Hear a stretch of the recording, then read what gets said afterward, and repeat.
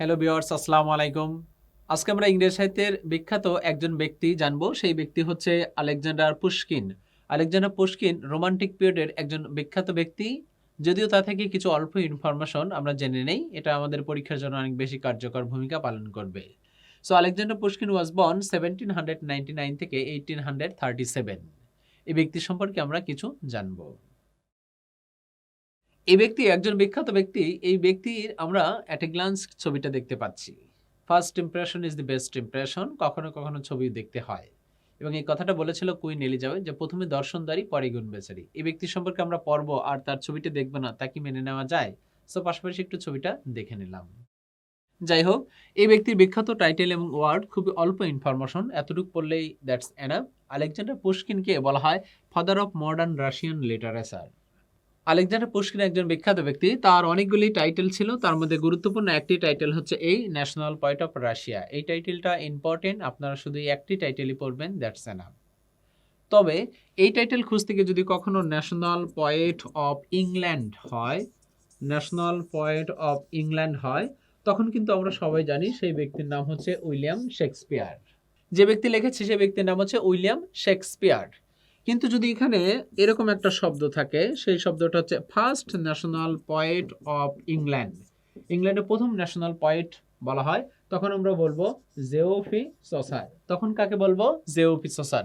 তাহলে এখানে একটু পার্থক্য আছে, সেই পার্থক্যটা হচ্ছে first national poet of England William Shakespeare, first national poet of England Geoffrey Chaucer, national poet of Russia Alexander Pushkin. অথবা যদি বলা হয় ন্যাশনাল পয়েট অফ আফ্রিকান, তাহলে আমরা বলবো Chinua Achebe. National poet of Ireland, তখন আমরা বলবো ডব্লিউ.বি. ইয়েটস।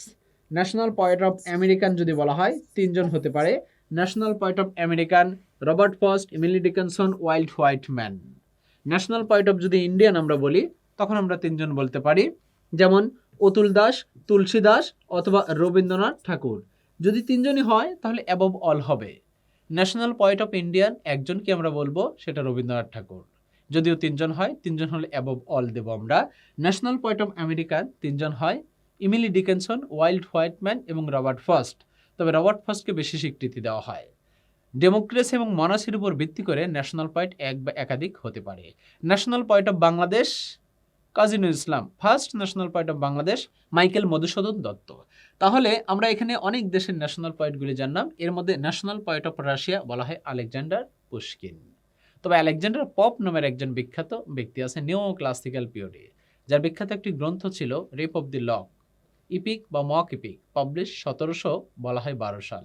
এই ব্যক্তির বিখ্যাত একটি গ্রন্থ হচ্ছে ইজিনি ওনেজিন, যা পাবলিশ হয়েছিল 1833 সাল। এটি একটি বিখ্যাত নভেল। সো আলেকজান্ডার পুশকিন থেকে এই এতটুকু ইনফরমেশন জানলে দ্যাটস এনাফ। এই কোশ্চেনটা বেশি important, national point of Russia Alexander Pushkin. আর ন্যাশনাল পয়েন্ট অফ রাশিয়া খুঁজতে গিয়ে আমরা বিভিন্ন দেশের বিভিন্ন ন্যাশনাল পয়েন্টকে ছোট্ট করে একটু জেনে নিলাম। সো সুপ্রিয় শিক্ষার্থী, ভালো থাকবেন, ভালো থাকাটাই ভালো, আর ভালো থেকে ভালো কিছু করার জন্য অবশ্যই চেষ্টা করবেন। এই বলে বিদায় নিচ্ছি। আসসালামু আলাইকুম ওয়া রাহমাতুল্লাহ।